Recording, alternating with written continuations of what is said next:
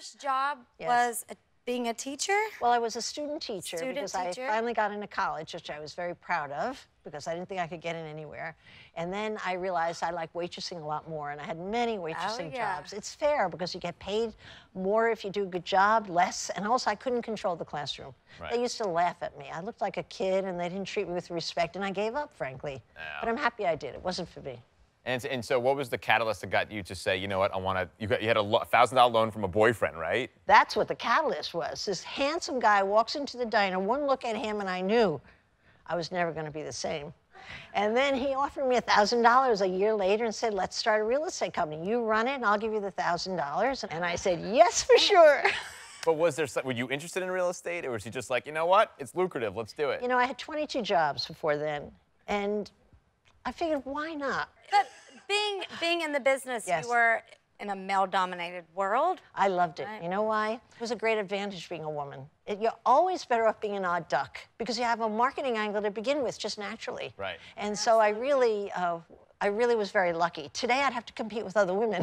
It's so surprising to hear you now and see your success, and you'd say that you were, you know, it was so hard to control like a classroom. Yes. But you're such a confident person, it's so hard to put the two together and be like, oh no, I can imagine you just getting walked over by kids and all that other stuff. No, you know what happened, what business did for me, is in the classroom, I was the nice, quiet kid that didn't do well in school, that everybody made fun of. I sat there quietly, and I didn't want to be found. By the time business got a hold of me, especially New York City, I learned to think like a man, act like a man. I mean, not to be masculine, but I would sit there scared to death to raise my hand, and I would just say, what would a man do? Up would go my hand. Yeah.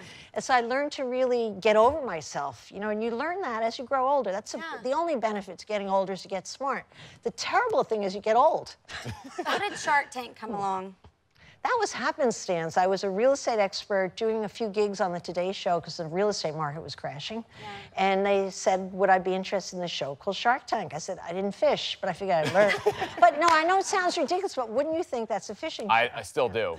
Now, the show is fun, it's entertaining, but at the same time, you're helping people so much because you're making their dreams come true. Become a reality. So you have to go home at night and be like, A, I had a great time, and B, I helped these people that had nothing, and now they have a business. Well, you're almost there. A, I had a very stressful time. Spending your own money, trying to make good judgments, competing with everybody who wants the same deal. Right. But when I go home and start working with the entrepreneurs, that's when the magic is. No doubt. Because not every entrepreneur can make it. A lot of them are excited on Shark Tank, like hot for a date. Right. Then when you have to really get married and work with somebody and live with someone, it's hard. Yeah. But you have your amazing miracle stories. And even if you had one in 10 years, you'd feel like $1 million.